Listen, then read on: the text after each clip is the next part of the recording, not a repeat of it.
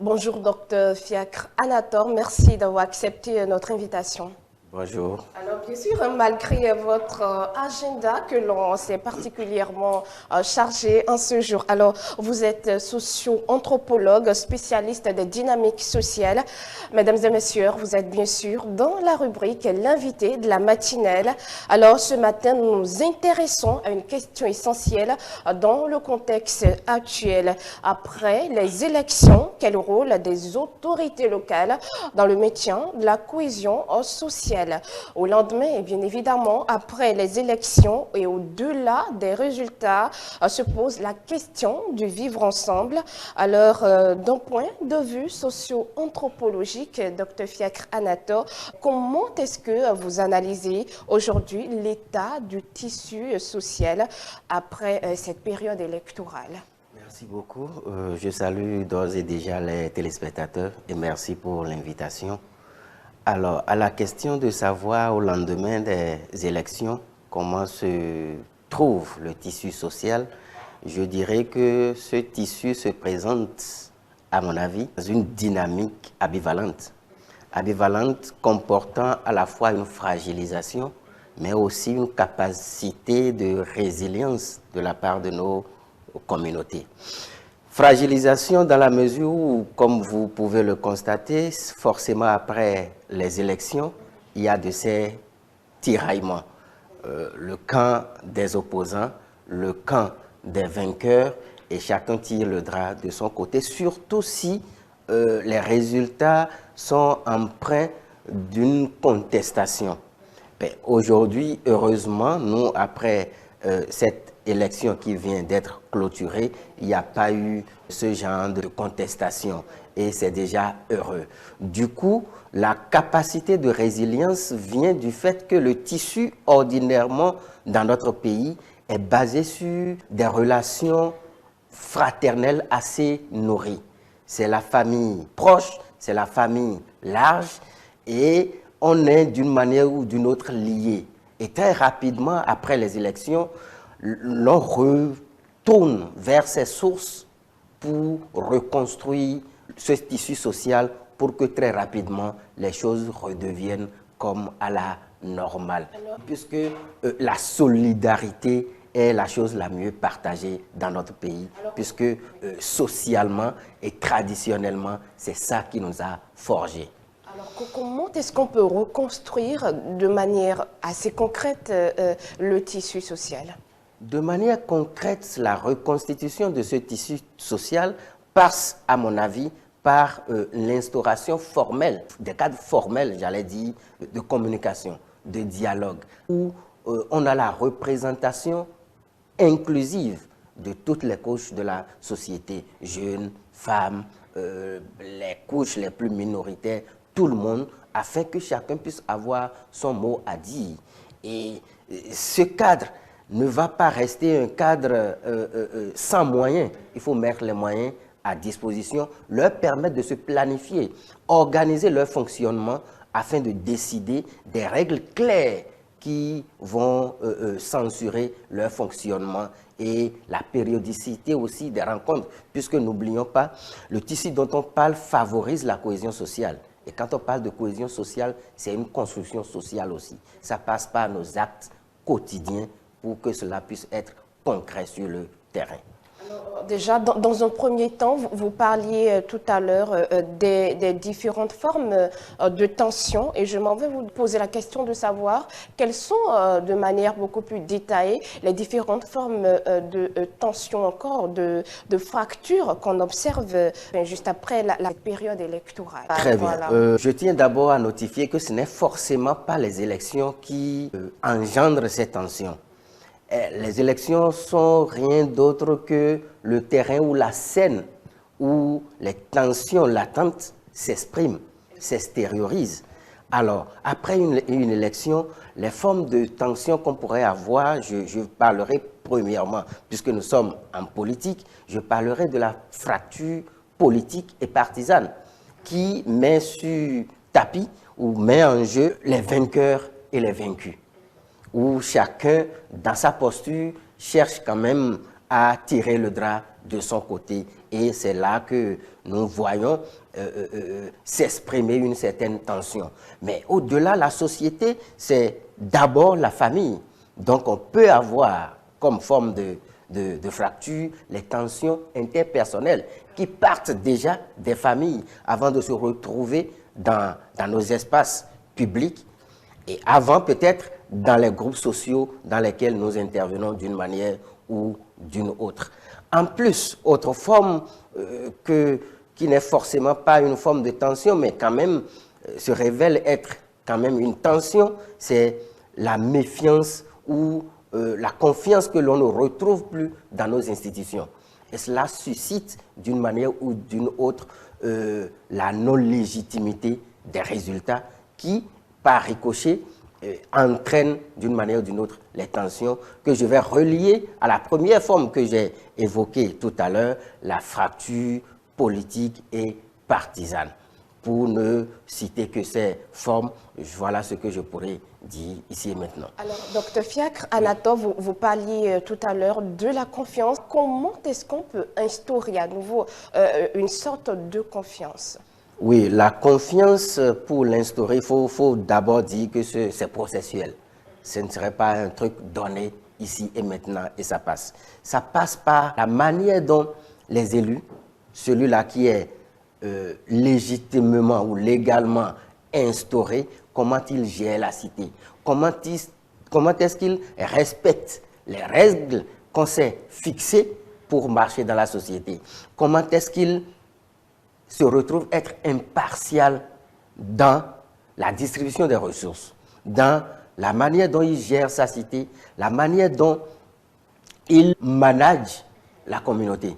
Ça passe également par un travail quotidien dans la communauté elle-même à partir des individus que nous sommes. Chacun doit œuvrer pour que les choses se passent normalement dans les règles de l'art, selon les bases que nous nous sommes fixées. Et ce faisant, il y aura une certaine légitimité dans tout ce que nous faisons et c'est ça qui va ramener la confiance et chacun saura jouer sur ses leviers afin que la paix, la cohésion puissent s'installer désormais. Et bien sûr, dans ce contexte, le rôle des autorités locales devient particulièrement, en quelque sorte, stratégique. Alors, quel rôle structurel joue-t-elle dans la régulation sociale? Alors, d'entrée, il faut dire que les autorités locales se trouvent dans une posture d'interface entre la communauté et le politique. Comment? Il sert de pont entre la communauté à la base et les autorités au haut niveau.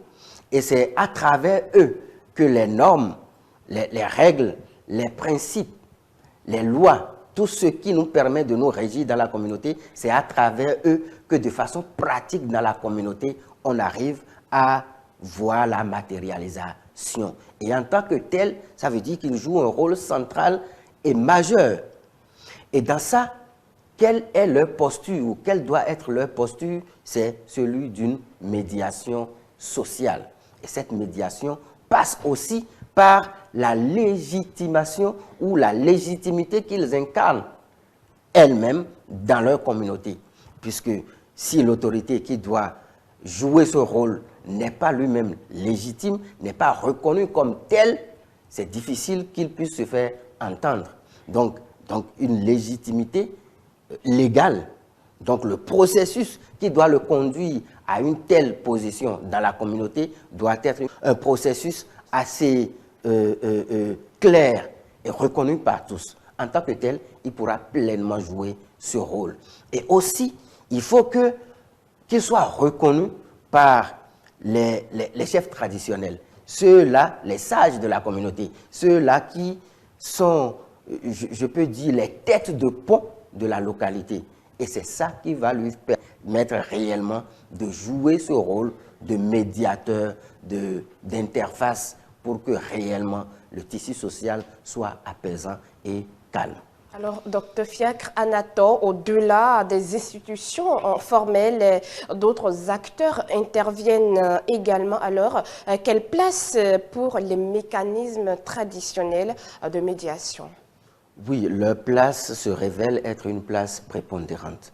Parce qu'au-delà de tout, ces autres acteurs dont vous parlez, je pense aux têtes couronnées, je pense aux leaders religieux, et si c'est bien cela, je pense que leur posture dans la communauté se révèle être une posture assez sensible, puisque leur parole, dans leur espace, est une parole assez sacrée pour la communauté. Et en tant que tel, il faut pouvoir jouer sur ce atout pour leur permettre de participer pleinement à la vie de la communauté en leur donnant le rôle phare qui va leur permettre en retour d'avoir dans la communauté des propos apaisants, des propos réconciliants, des propos qui facilitent le vivre ensemble. Et c'est dans ça qu'ils adoptent une posture assez stratégique pour permettre réellement à ce que la cohésion sociale, le vivre ensemble, soit une réalité dans la communauté. Alors, comment est-ce que vous expliquez le repli identitaire ou encore les sortes de méfiance après les élections? Oui, ce repli identitaire, c'est en fait dans la quête de se repositionner que nous retrouvons ce repli identitaire dont vous parlez. Parce qu'il faut, après une élection, rejouer les cartes. Donc, il faut que chacun se repositionne de façon à s'assurer une certaine sécurité. Et dans ça, apparaît forcément le repli identitaire pour mieux voir dans la clairvoyance où est-ce que je peux me positionner pour ne plus subir peut-être les frustrations d'il y a quelques années, les tensions que j'ai pu subir d'une manière ou d'une autre pour pouvoir me relancer dans la nouvelle dynamique que les élections viennent donner. Et de l'autre côté, la méfiance. Oui, la méfiance s'installe parce que, puisque durant toute la campagne, durant les élections, je n'ai pas pu avoir satisfaction dans ce que je pense être mieux pour moi, alors là, je dois me méfier de la nouvelle machine qui s'installe et je dois être aux aguets. Donc, l'un dans l'autre, les élections se positionnent comme un espace où chacun se repositionne. Chacun se positionne d'une manière ou d'une autre pour se projeter dans une perspective d'un avenir qui doit être radieux ou d'un avenir qu'il voit peut-être sombre en fonction de sa posture. Alors, parlant bien évidemment de tension, comment en fait éviter que les jeunes deviennent un facteur de tension? Pour que la jeunesse ne devienne pas un facteur de tension, d'abord, il faut éviter d'instrumentaliser la jeunesse. Que la jeunesse ne joue plus forcément le rôle de mobilisation pendant les élections. Je ne vous coupe pas, mais oui. Vous pensez que la jeunesse est ou bien était, enfin, jouant un rôle en quelque sorte d'instrumentalisation? Oui, puisque au moment de prendre les décisions de leur vie, ils ne sont pas associés. Et quand même, quand on a besoin d'eux, on leur fait recours et eux aussi, bêtement, se présentent, ils sont instrumentalisés, à mon avis.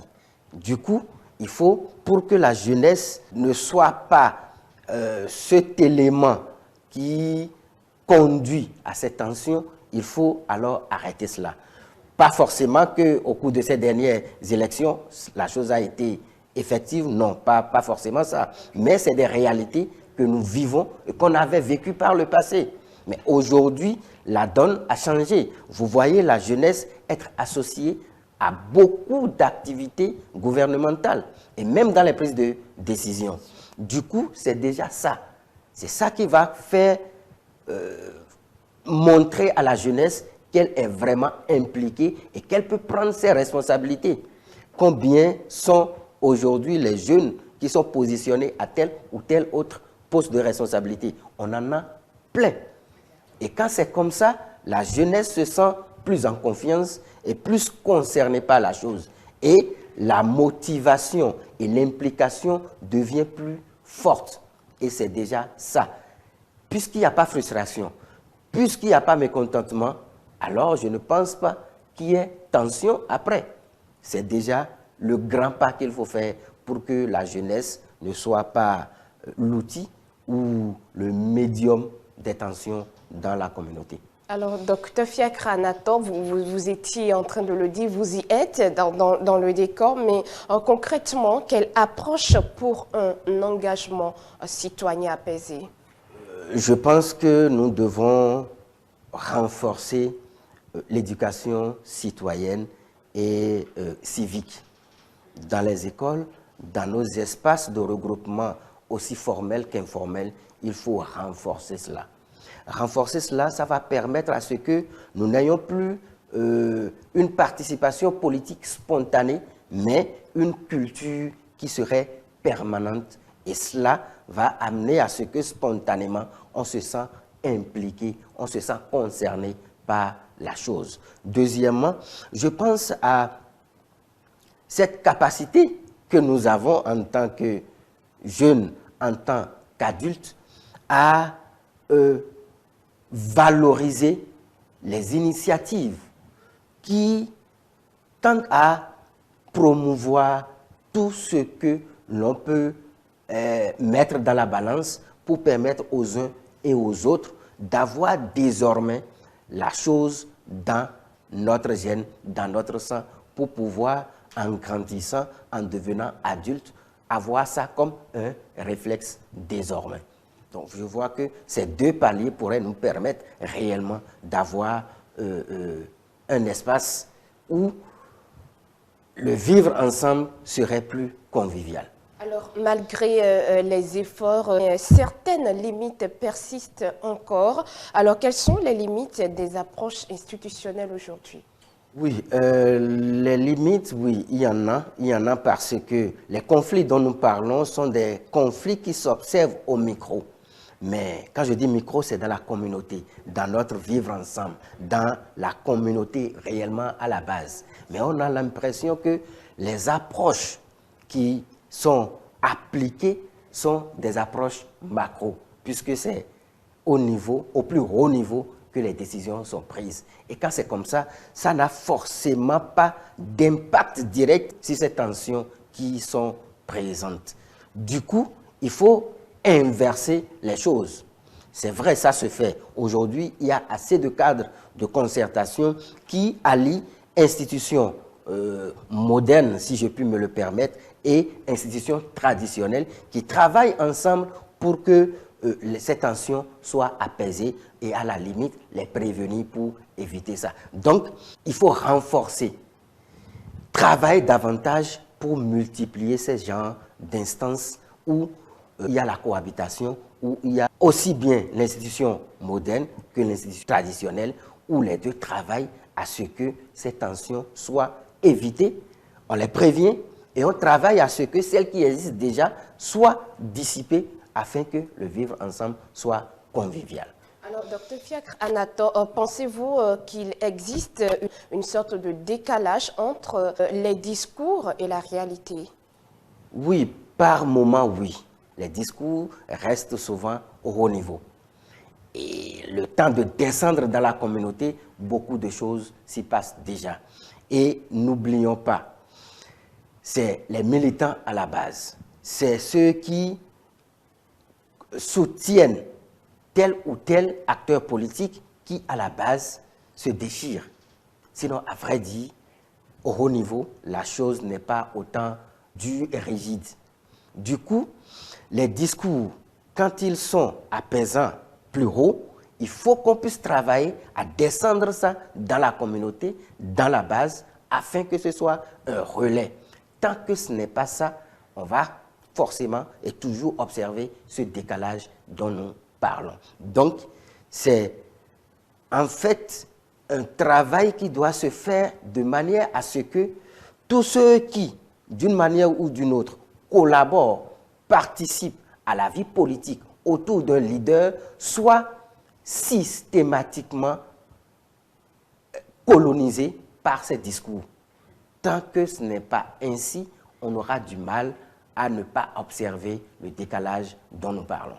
Alors, parlant du décalage, dites-nous comment est-ce qu'on peut renforcer le dialogue entre les citoyens et les autorités locales? Pouvoir renforcer passe par la légitimité légale au niveau des autorités légales. C'est d'abord cette perception de voir en lui l'autorité qu'il incarne réellement qui favorise l'interaction entre cette autorité et la communauté.